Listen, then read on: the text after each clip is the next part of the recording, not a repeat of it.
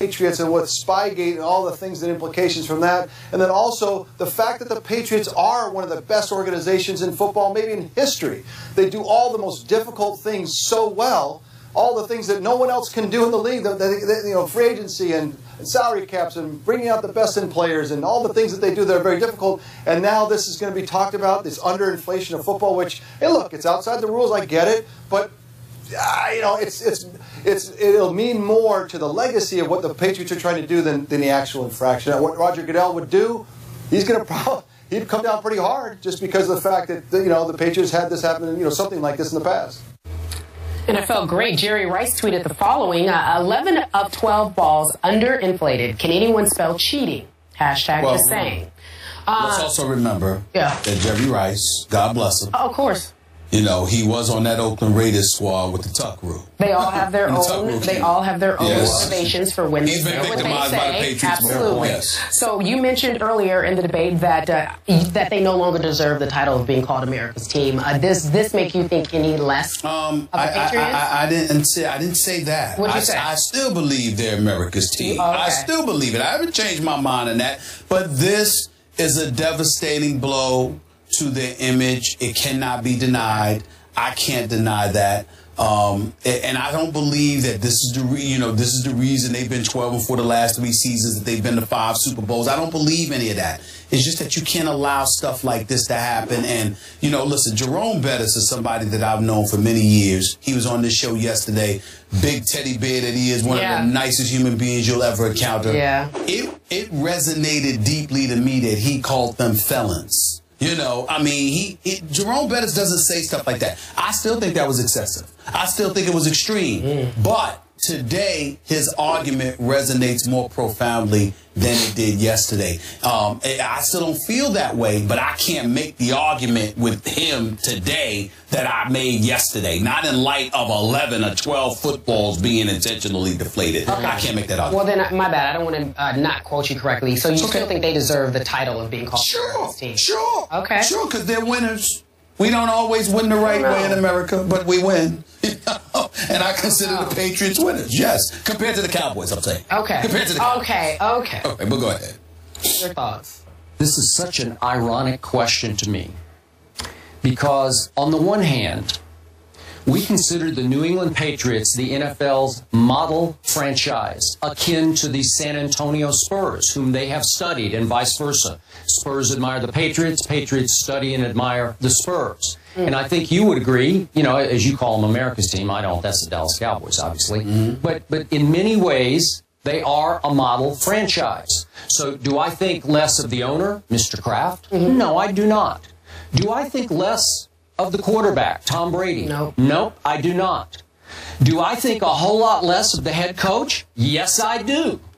I'm sorry.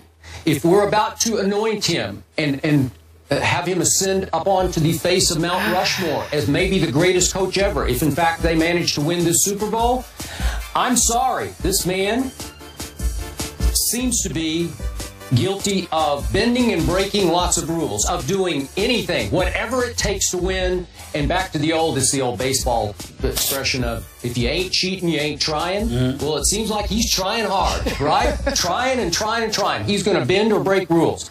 I'm going to quickly go through the litany. Right. There was the Boston Herald story that broke the week before the Patriots played the Giants in their first Super Bowl, the undefeated Patriots, following the 2007 season. Remember this? And the Boston Herald alleged that the Patriots had videotaped the St. Louis Rams walkthrough before that Super Bowl following the 2001 season, the Saturday night in the Superdome before that game, which would have given the Patriots a huge advantage over new and different running plays that Marshall Faulk was going to have put in the game plan for him the next day in that Super Bowl, which was one of the biggest upset, probably the biggest upset. Well, I know Joe Namath was probably the biggest upset, but it was a huge upset of Tom Brady's Patriots over those St. Louis Rams. The Boston Herald later retracted that story, but many of the Rams still believe, and Marshall Faulk is still very outspoken about this, that they did videotape that walkthrough.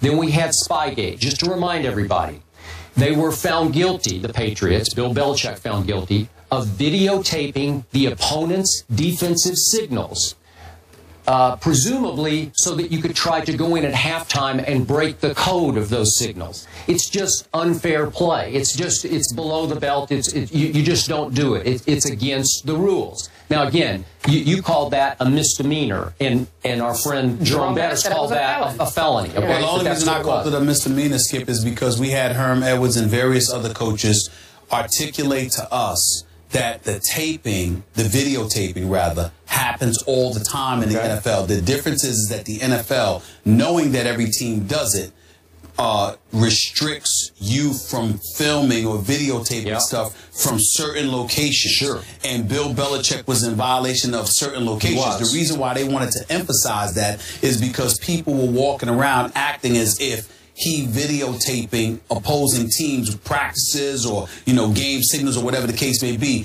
is foreign, when in fact it's incredibly common. There's a difference between you videotaping something that never gets videotaped and you videotaping something from a particular location instead of here. That's what Herm Edwards and them was saying. So when they articulated that to me, that's why I came up with the misdemeanor comment as opposed to a felony. Okay, fine. So when I compare the Patriots to the Spurs, do I think Greg Popovich would cheat? I don't think he would. No. I just don't. I don't think he's made of that. No, he's not. Do I think Tim Duncan or Ginobili or no? I don't think they play that kind of game. So to be clear, you're not pointing the finger at Mr. Kraft. No. But you are pointing the finger at Belichick. What about Tom Brady? No, I'm not. Not Tom Brady? No. All right, but you just brought up Tim Duncan with Manu Ginobili and them in conjunction with Popovich. So why not Tom? So why not Tom Brady? Again, do you think he's part of this? No, I agree with you. I just want to know why you feel like he should be. You think it was his choice to ask for the balls to be deflated? I don't know. I don't know. I don't know. I don't particularly care. He's out on the field. If something is illegal and he asked for it, then that's a problem. But if he's just letting you know what he prefers and somebody else takes it upon themselves to do something, Tom Brady's performing. He's out there on the field, avoiding tacklers, throwing the ball to wide receivers, handing the ball off to LeGarrette Blount to run 30 times for 148 yards. I don't hold Tom Brady accountable, but a lot of people would. Yeah. That's a good question. But that's a good question. Was Tom Brady in any form or fashion responsible? Okay, obviously he was not responsible for the Spygate videotaping of defensive signals or the videotaping of the opponent's walk through a Saturday night. That's alleged. Before the first Super Bowl. But he has made it clear that he likes the ball to be slightly underinflated. Now, you still have some wiggle room within the uniform confines of how much the ball, the air pressure in the ball. So he would want it on the low end, so he could ask for that without saying, hey, 2 pounds of pressure less, right? Let's cut to the chase, y'all. Let's cut to the chase. Here's the bottom line. Boy, the New England Patriots better win this Super Bowl. Right. Because if they lose this Super Bowl, now mind you, it was gonna be tough as it comes anyway, because you're going up against the Legion of Boom. But if they lose this Super Bowl, everybody's gonna be talking about, hey, that's what happens when you're forced to play fair. I mean, that's what people are gonna be saying about them. Okay, I mean, a legitimate argument can be made. I don't believe this. Let me be very, very clear, but I know I'm in the minority. I don't believe this. But in the eyes of a lot of people, it wouldn't shock me at all if the belief is the New England Patriots legacy is officially on the line. You lose it because obviously everybody's going to be watching them like a hawk for the Super Bowl, so you ain't going to be able to get away with anything. No. Everything's going to be on the up and up.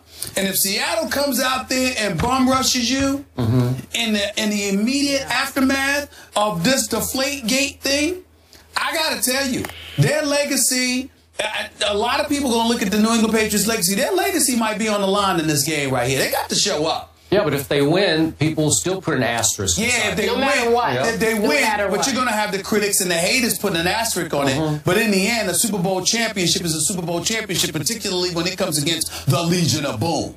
The point is, if you lose, and you lose convincingly, while the level playing field was clearly not in doubt, that's going to look even worse in light of what they're going through right now. Okay, my bottom line is that somehow, some way, the trash-talking, big-mouth Seattle Seahawks are now the good guys in the Super Bowl. How'd that happen? Then, yeah, right? You know what? And don't let the Seattle Seahawks come out and go like this. We don't care if they cheat or not. We still gonna beat them. And don't let them say something like that and then go out and do it. Because it's within their mental makeup to say something like that and then go out and back it up. Yep. Oh, this is going to be interesting. Right. I just hope that we're all looking forward to the Super Bowl instead of this nonsense. So out of this discussion, you brought up the question, what if Tom Brady was involved? Joining us a little later on will be Brian Dawkins to further this conversation. Obviously, he played in the league. He'll talk high about integrity.